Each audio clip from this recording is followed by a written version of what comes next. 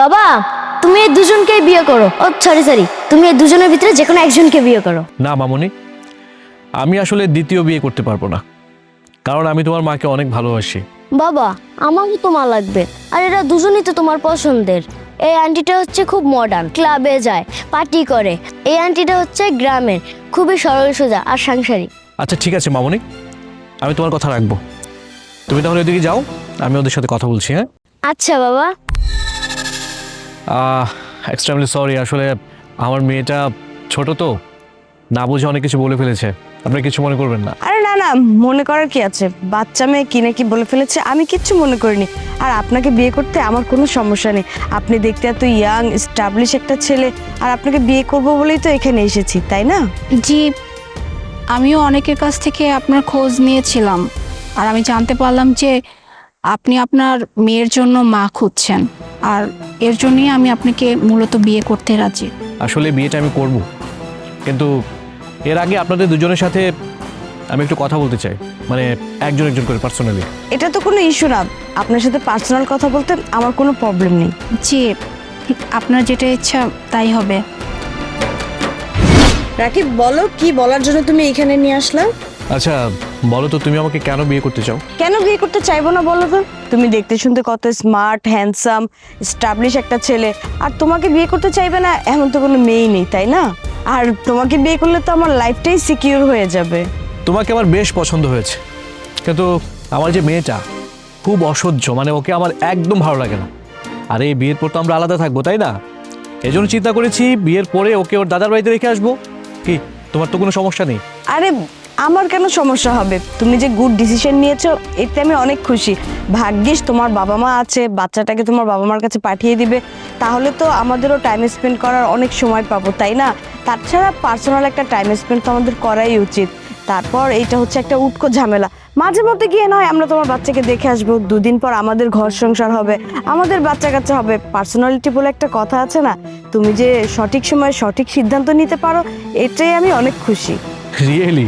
মানে আমাদের দুজনের চিন্তাধারা একদম সেম। আচ্ছা যাই হোক, কিন্তু ওই মেয়েটা যে ওয়েট করতেছে ওকে কি বলবা? আরে ওর কথা বাদ দাও, কিছু একটা বলে ওকে বাদ দিয়ে দিব। আরে বিয়ে তো আমি তোমাকেই করব। ওকে, ফাইনালি তাহলে আমাদের বিয়েটা হচ্ছে।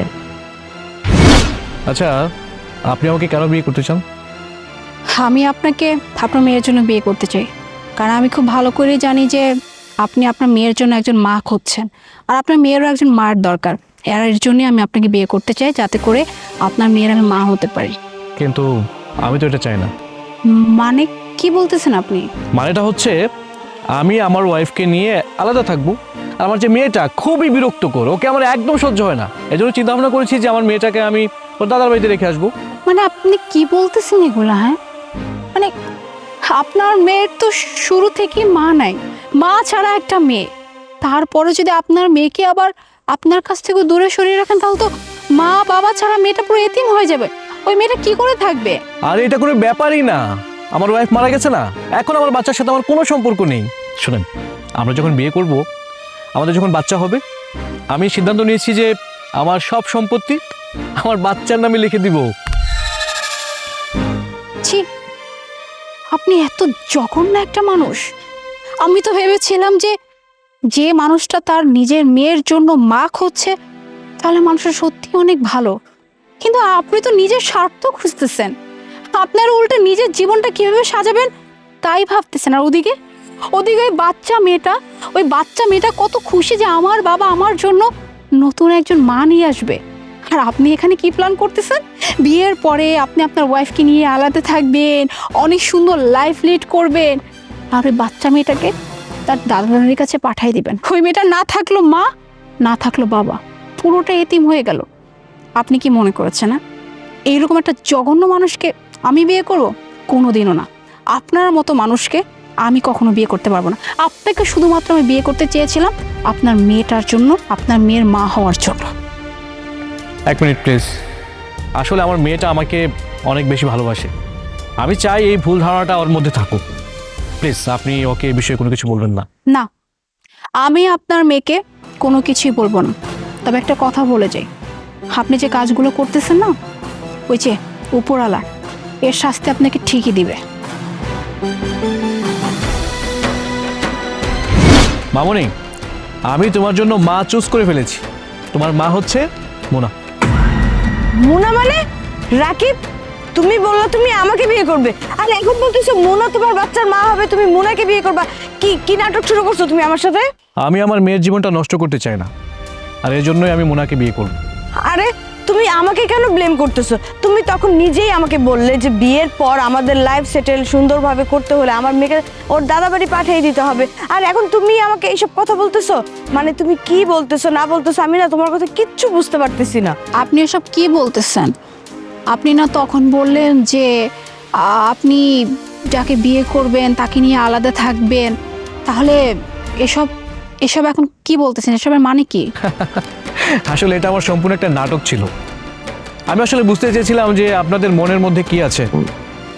আপনারা কিভাবে ভাবলেন যে আমি আমার মেয়েকে এভাবে তার দাদার বাড়িতে পাঠিয়ে দিয়ে এই শহরে আমি সুখ শান্তিতে থাকবো? আপনাদের মনে এই চিন্তাটা আসলো কিভাবে? এটা কোনোদিনই সম্ভব না। দেখুন, আমি আসলে দ্বিতীয় বিয়ে করতে রাজি হয়েছি একমাত্র আমার এই মেয়েটার জন্য। আমার এই মেয়েটা যেন ভালো থাকতে পারে, যেন তার মা তার সাথে সৎ মায়ের মতো ট্রিট না করে। আর তুমি, আরে তুমি তো টাকার লোভে আমাকে বিয়ে করতে চাও। আমি যদি তোমাকে বিয়ে করি তাহলে আমার এই মেয়েটা কোনোদিনও সুখে থাকবে না, আমার মেয়ের জীবনটা নষ্ট হয়ে যাবে। আরে আমি কি তোমাকে একবারও বলেছি যে আমি তোমার মেয়ের দেখাশোনা করব না? আমি তো তোমার মেয়ের মা হয়ে তোমার সাথে বিয়ে বসতে চাইছি, আর তুমি এখন এগুলো কি বলতেছো? এই চুপ থাকো তুমি। তুমি যদি আমার মেয়ের ভালো চাইতে, আর তুমি যদি চাইতে যে আমার মেয়েকে নিয়ে তুমি একসাথে থাকবে, তাহলে তখনই তুমি আমাকে বারণ করতে যে আমার মেয়েকে যেন আমি তার দাদার বাড়িতে না পাঠাই। কই, তুমি তো কিচ্ছু বলোনি। আর তাই আমার মেয়ের জন্য যোগ্য মা হচ্ছে মোনা, আর এই জন্য আমি মোনাকেই বিয়ে করব। আর এই তুমি এখনো এখানে দাঁড়িয়ে আছো কেন? যাও, এখান থেকে যেতে বলছি। মা আমার মা